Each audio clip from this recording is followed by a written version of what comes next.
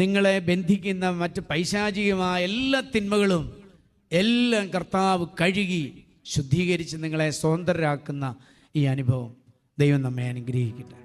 എൻ്റെ വാത്സല്യമുള്ളവരെ, ദൈവഭവനത്തിൻ്റെ മേൽനോട്ടക്കാരനായി നമുക്കൊരു മഹാപുരോഹിതനുണ്ട്.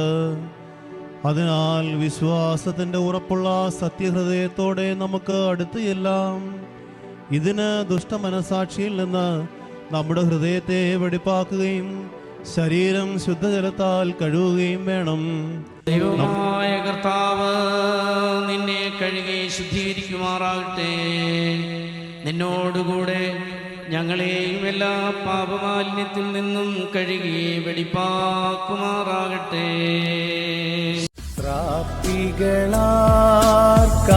കാദീശ് പാടുന്നു, ശിഷ്യപദങ്ങൾ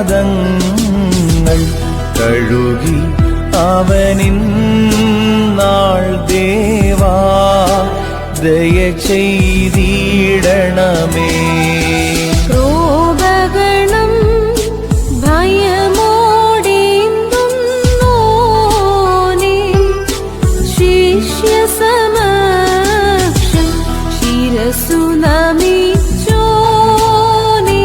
ദേവാ ദയ ചെയ്തിടണമേ.